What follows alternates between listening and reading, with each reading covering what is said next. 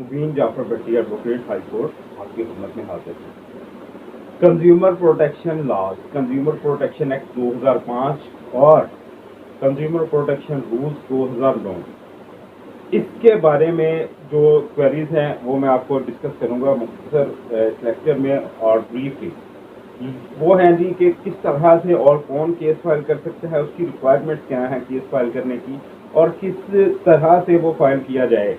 और कौन फाइल करे, ये सारे इस लेक्चर में मैं आपको जवाब दूंगा। और इसको गौर से लेक्चर को सुनिए। और सबसे पहले जो दोस्त नए हैं चैनल को सब्सक्राइब करें, वीडियो को शेयर जरूर किया करें, लाइक करें, कल की घंटी यानी बेल आइकन का बटन जरूर दबाएं ताकि हमारी हर नई आने वाली वीडियो आपको मुयसर हो सके। अपना बहुत सारा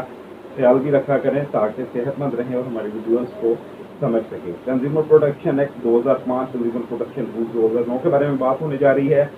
सवालात ये हैं कि जी कौन कर सकता है। अगर आप किसी भी शख्स से पंजाब के अंदर कंज्यूमर प्रोटेक्शन एक्ट सिंध और बलोचिस्तान ये तकरीबन सेम है। इसमें अगर पंजाब के अंदर आप कुछ चीज़ खरीदते हैं, किसी भी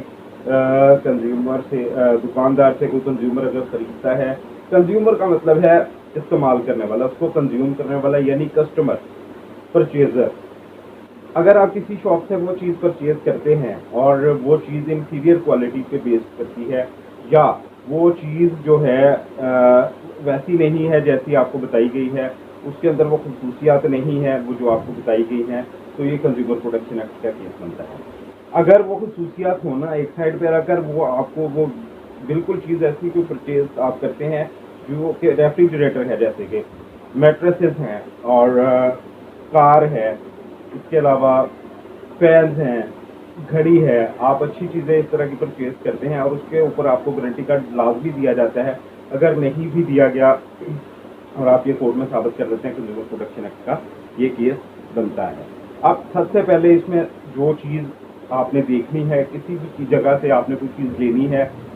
वो सबसे पहले आपने उसकी रसीद लेनी है। अगर उसकी कोई गारंटी है वो देखनी है। उसके ऊपर जो आपको चीज़ें प्रोहिबिटेड की गई हैं, मतलब अगर आप यूपीएस लेते हैं तो उसके ऊपर ये लिखा हुआ है कि इसको पानी ना लगे,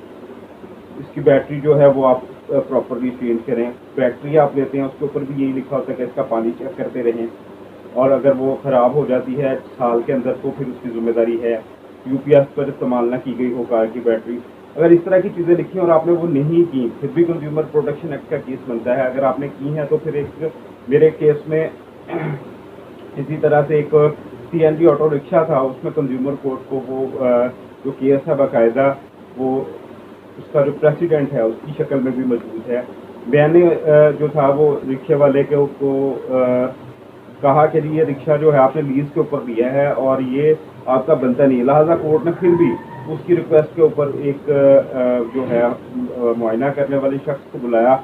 और उसको भेजा, तो उसने भी आके यही रिपोर्ट पेश की कि ये सही इस्तेमाल नहीं हुआ। लिहाजा इसमें उसका जो होता है कार्बोरेटर वो चेंजिंग हुआ, एयर फिल्टर चेंज नहीं हुआ, जिसकी वजह से उसके इंजन के मिसाइल बन गए, तो वो रिजेक्ट होगी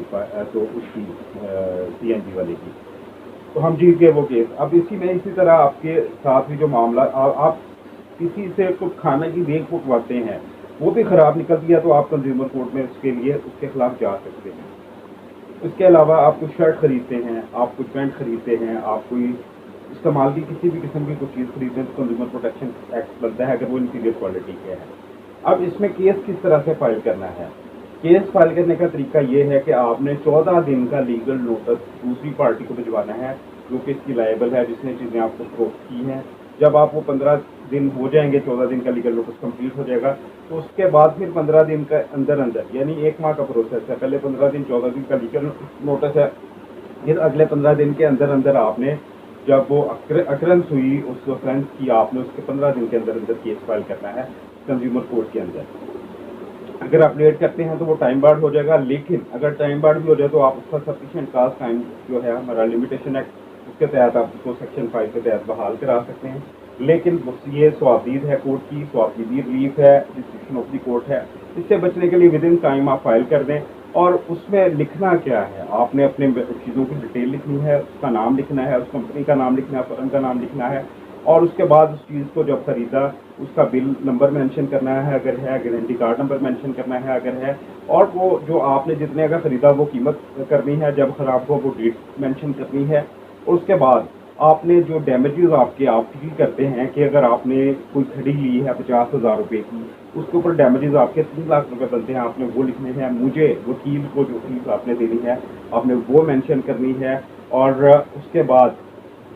اگر آپ کو کوئی مسئلہ بنتا ہے آپ فیصلہ آباد لاہور کی حد تک کنزیومر کورٹ کسی بھی معاملے میں ہم سے رجوع کر سکتے ہیں، ہمارے نمبر یہ اسکرین پہ آ جائیں گے، آپ نوٹ کر سکتے ہیں، ہم سے رجوع کر سکتے ہیں مناسب فیس میں، اور اس کے بعد پھر یہ ہوگا کہ جی جو ڈیمیجز ہوں گے اس میں سے بھی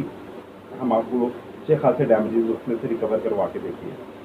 اب بات آ جاتی ہے آپ نے وہ فائل کر دینا ہے، اس کے بعد پھر اسی طرح ٹرائل ہوگا، چیزوں کو